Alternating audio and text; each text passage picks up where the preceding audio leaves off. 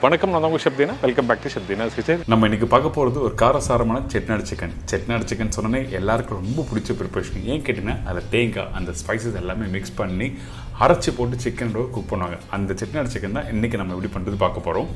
இதோட பாய் வீட்டில் பண்ணுற நெய் சோறு எப்படி பண்ணுறது பார்க்க போகிறோம். இப்போ இந்த ரெசிபிக்கு தேவையான பொருட்கள் பார்த்தலாமா? சிக்கன் 1 கிலோ, திருவிய தேங்காய் அரை மூடி, பெரிய சைஸ் வெங்காயம் 3, பெரிய சைஸ் தக்காளி 4 நம்பர், காய்ந்த மிளகாய் 15லேருந்து 20 நம்பர், பிளாக் பெப்பர் 1/4 டீஸ்பூன், முழு தனியா 3/4 டேபிள் ஸ்பூன், முழு கரம் மசாலா 10லேருந்து 15 நம்பர், கல்பாசி 5லேருந்து 6 நம்பர், சோம்பு 3/4 டேபிள் ஸ்பூன், சீரகம் 1/4 டீஸ்பூன், மஞ்சள்தூள் 1/4 teaspoon, chilli powder 3/4 table spoon, தனியா பவுடர் 3/4 டேபிள் ஸ்பூன், உப்பு தேவைக்கேற்ற, கொத்தமல்லி தேவையான அளவு, கருவேப்பிலை தேவையான அளவு, நல்லெண்ணெய் குக் பண்ணுறதுக்கு தேவையான அளவு, இஞ்சி பூண்டு பேஸ்ட் 1 டேபிள் ஸ்பூன். இதாங்க இந்த ப்ரிப்பரேஷன் தேவையான பொருட்கள். ஃபஸ்ட்டு மஞ்சட்டில் கொஞ்சம் எண்ணெய் ஊற்றுறோம். சோம்பு அரை டேபிள் ஸ்பூன் போட்டிருக்கோம். மீதி 1/4 டீஸ்பூன் சிக்கன் குக் பண்ணுறதுக்கு யூஸ் பண்ணுவோம். அதுக்கு பிறகு சீரகம், மிளகு, முழு கரம் மசாலா, காஞ்ச மிளகாய், அதுக்கப்புறம் தனியா யூஸ் பண்ணுறோம். கல்பாசி செட்டிநாடு சிக்கன் ரொம்ப ரொம்ப இம்பார்ட்டன்ட். அதனால நீங்கள் வீட்டில் செட்டிநாடு சிக்கன் பண்ணினா கல்பாசி இல்லாமல் பண்ண வேண்டாம். அடுத்தது கருவேப்பிலை. அதே மாதிரி இந்த கருவேப்பிலை காஞ்ச மிளகாய் கொஞ்சம் அதிகமாகவே நீங்கள் போடலாம். அந்த காஞ்ச மிளகாய் நீங்கள் அதிகமாக போட்டிங்கன்னா அந்த இடத்துல நம்ம என்ன பண்ணோம் கேட்டிங்கன்னா சில்லி பவுடர் கம்மியாக பண்ணோம். அதனால் கரெக்டாக பேலன்ஸ் பண்ணிக்கோங்க. அதே மாதிரி தான் தனியாகும். இதுக்கப்புறம் திருவி வச்சுருக்க தேங்காய் இதெல்லாம் போட்ட பிறகு கோல்டன் ப்ரௌனில் நல்லா வறுத்துருங்க.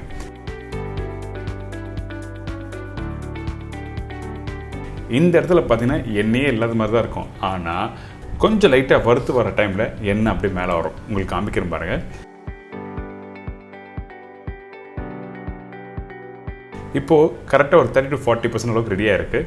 இன்னும் கொஞ்சம் இது மாதிரி விட்டிங்கன்னா இந்த அளவுக்கு பக்கம் வந்துடும். இந்த எண்ணெய் லைட்டாக பொங்கி வர டைமில் நீங்கள் உடனே அடுப்பை ஆஃப் பண்ணிவிட்டு இந்த தேங்காவை எடுத்துக்கணும்.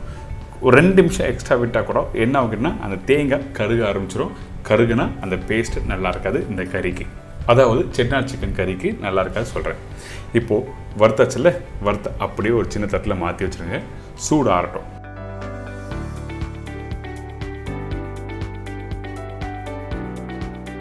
சூடு ஆறின பிறகு இந்த தேங்காவை எடுத்து பார்த்தீங்கன்னா நல்ல முறுமுறுன்னு கிறிஸ்பியாக இருக்கும். அதுதான் கரெக்டான பக்குவம். இதுக்கப்புறம் மிக்ஸி ஜாரில் போட்டு தேவையான தண்ணி ஊற்றி நல்லா அரைச்சிருங்க. ஃபைன் பேஸ்ட்டாக இருக்கணும்.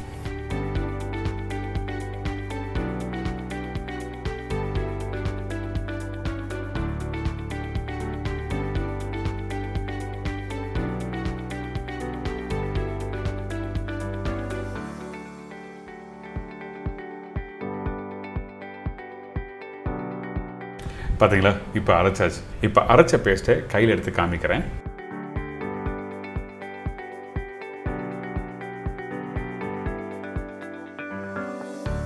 பார்த்தீங்களா? இந்தளவுக்கு ஃபைன் பேஸ்ட்டாக இருக்கணும். அப்போ தான் அந்த சிக்கன் கறியோட போட்டு சாப்பிடும்போது நல்லாயிருக்கும். கொஞ்சம் குறைன்னு அரைச்சோம்னா நல்லா இருக்காது. ஏங்கன்னா சிக்கன் தனியாக போய்டும், கிரேவி தனியாக வந்துடும். நல்ல ஒரு பைண்டிங் ரெண்டுமே சேர்ந்து வரணும்னு நினச்சிங்கன்னா அப்போது ஃபைன் பேஸ்ட்டாக இருக்கணும். அடுத்தது இன்னொரு மண்சட்டியில் கொஞ்சம் எண்ணெய்,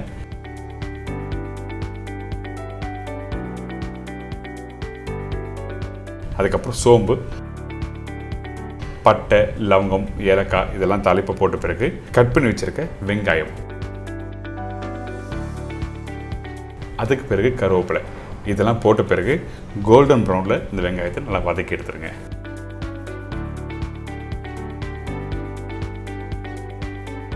பார்த்தீங்களா? இந்த வெங்காயம் நல்லா வதங்கியிருக்குல்ல. இதுக்கப்புறம் அரைச்சி வச்சுருக்க இஞ்சி பூண்டு பேஸ்ட் போட்டிருக்கேன். இந்த இஞ்சி பூண்டு பேஸ்ட் போட்ட பிறகு ஒரு 2 நிமிஷம் நல்லா வதக்குங்க. வதக்கி முடித்த பிறகு தான் தக்காளி பண்ணும். சில பேர் இஞ்சி பூண்டு பேஸ்ட்டு போட்ட உடனே தக்காளி போட்டுருவாங்க. அப்படி இருக்கக்கூடாது. நம்மளுக்கு அந்த நான்வெஜ் வீட்டில் செய்யும் போது அந்த நல்ல வாசனை வரணும்னா இஞ்சி பூண்டு பேஸ்ட்டும் ஒரு காரணம். அதனால தான் இஞ்சி பூண்டு பேஸ்ட்டை போட்டு நல்லா வதக்கிட்டு அதுக்கப்புறம் தக்காளி, மஞ்சத்தூள், தனியா பவுடர், மிளகாய் பவுடர், இதுக்கப்புறம் உப்பு போட்ட பிறகு ஒரு 2 நிமிஷம் நல்லா வதக்குங்க. தனியா பவுடரும் மிளகாய் பவுடரும் ஒரே ஈக்குவல் கொண்டே யூஸ் பண்ணியிருக்கோம். ஏன் கேட்டினா நம்ம ஏற்கனவே அரைச்ச பேஸ்ட்டில் எல்லாமே போட்டிருக்கோம், அதனால் கரெக்டாக பேலன்ஸ் பண்ணி நம்ம சொல்லியிருக்கேன். வதக்கி முடித்த பிறகு தண்ணி கொஞ்சமாக ஊற்றி அந்த மசாலாவை கொதிக்க விடுங்க.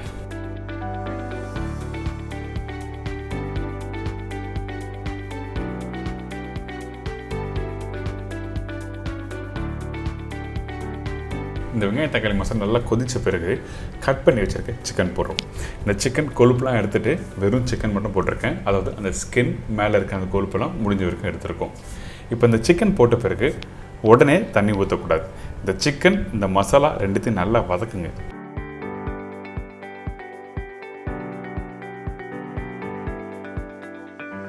வதக்கி முடித்த பிறகு அரைச்சி வச்சுருக்க இந்த பேஸ்ட்டை போட போகிறோம். அதுக்கு முன்னாடி கொஞ்சம் கொத்தமல்லியும் போட்டுடுறோம். எதுக்காக இந்த இடத்துல தண்ணி ஊற்றக்கூடாது சொல்கிறேன்னு கேட்டிங்கன்னா, இந்த சிக்கன் குக் பண்ணும்போது தண்ணி விட ஆரம்பிக்கும், அதனால தான் தண்ணி ஊற்றக்கூடாது சொல்கிறேன். இதுக்கு பிறகு அரைச்சி வச்சுருக்க இந்த பேஸ்ட்டு இதில் ஊற்றுறோம்.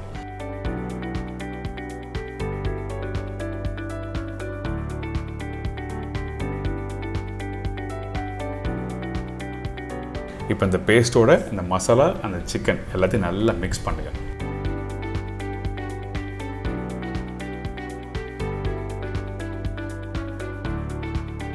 இந்த இடத்துல தேவையான அளவுக்கு கொஞ்சமாக தண்ணி ஊற்றலாம்.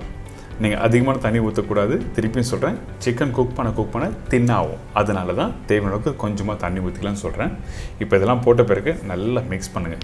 மிக்ஸ் பண்ணிவிட்டு இந்த சிக்கன் கிரேவியோட நல்லா கொதித்த பிறகு சாப்பிட்னா அந்தளவுக்கு ஒரு அருமையான செட்டிநாடு சிக்கன் ரெடி.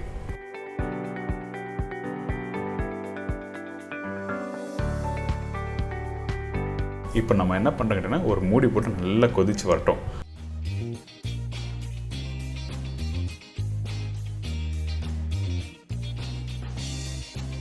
கொத்தமல்லி கருவேப்பிலை போட்டு கொஞ்சமாக நல்லெண்ணெய் ஊற்றி நல்லா மிக்ஸ் பண்ணி அப்படியே சுட சுட வெள்ளை சாதத்தில் போட்டு சாப்பிட்டோன்னா அந்தளவுக்கு தரமாக இருக்கும்.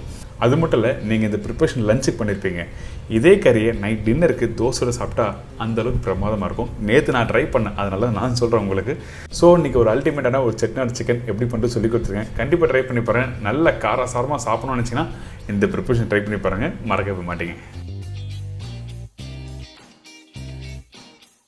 இதை தொடர்ந்து ஒரு சூப்பரான கீ ரைஸ் எப்படி பண்ணுறது பார்க்கலாம். இப்போ அந்த ரெசிபிக்கு தேவையான பொருட்கள் என்ன பார்த்தலாமா?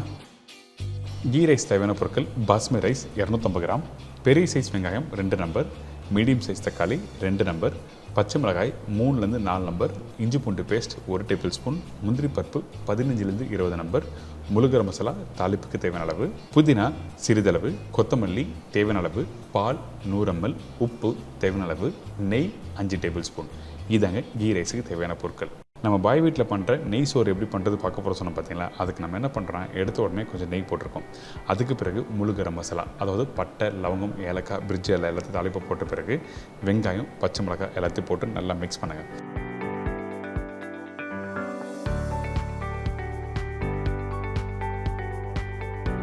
மிக்ஸ் பண்ணிவிட்டு அந்த வெங்காயம் கொஞ்சம், அதாவது 10% வதங்கி வர டைமில் நம்மக்கிட்ட இருக்க இந்த முந்திரி பருப்பு போட்டிருக்கேன்.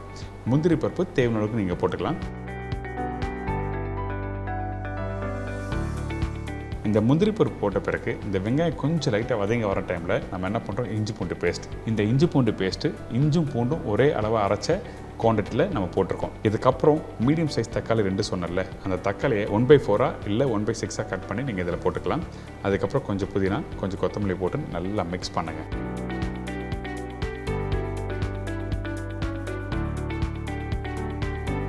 மிக்ஸ் பண்ணி முடித்த பிறகு தேவையான அளவுக்கு உப்பு. இந்த இடத்துல எதுக்காக இந்த பால் யூஸ் பண்ணுறேன்னு கேட்டால் காரணம் இருக்குது. இந்த கீ ரைஸ் வந்து ஆக்சுவலாக நல்ல ஒரு மாய்ஸ்சர், அதாவது கொஞ்சம் ஈரப்பதமாக இருக்கணும் குக் பண்ணி முடித்த பிறகு. நீங்கள் ரைஸ் நல்லா குக் பண்ணி முடித்த பிறகு உதிரியாக ட்ரையாக இருந்தால் சாப்பிட்றதுக்கு நல்லா இருக்காது. அதனால தான் இந்த பால் போடும்போது உங்களுக்கு அந்த டேஸ்ட்டும் கொடுக்கும், அதே டைமில் வந்து அந்த மாய்ஸ்சர் இருக்கும். இதுக்கப்புறம் தண்ணியோட ரேஷியோ என்ன கேட்டினா, 1 கப் அரிசிக்கு 1 கப்பு தண்ணி ஊற்றிருக்கேன். அதாவது எந்த கப்பில் வந்து அரிசி ஊற வைக்கிறீங்களோ அந்த கப்பில் 1 கப்பு தண்ணி ஊற்றிருக்கோம்.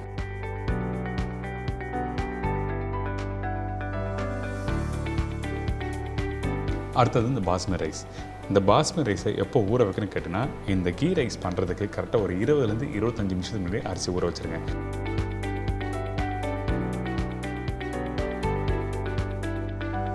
இதுக்கப்புறம் திருப்பி கொஞ்சம் தக்காளி போட்டிருக்கேன், கொஞ்சம் கொத்தமல்லி போட்டு நல்லா மிக்ஸ் பண்ணிவிட்டு அதுக்கப்புறம் குக்கர் மூடியை வச்சு நல்லா க்ளோஸ் பண்ணுறோம்.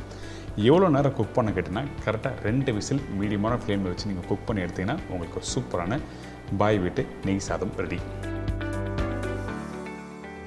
பார்த்தீங்களா, இந்த சாதம் நல்லா உதிரியாக நல்லா சூப்பராக வந்திருக்குல்ல. நல்லா மாய்ஸ்டராக சூப்பராக இருக்கும். ரொம்ப காரம் இருக்காது, ஆனால் ஒரு மைல்டான டேஸ்ட்டு. ஒரு நாள் லன்ச் டைமில் இந்த ரெசிபி ரெடி பண்ணி உங்கள் வீட்டில் இருக்கவங்களுக்கு கொடுத்து பாருங்கள். எல்லோரும் நல்லா விரும்பி ஜாலியாக சாப்பிடுவாங்க.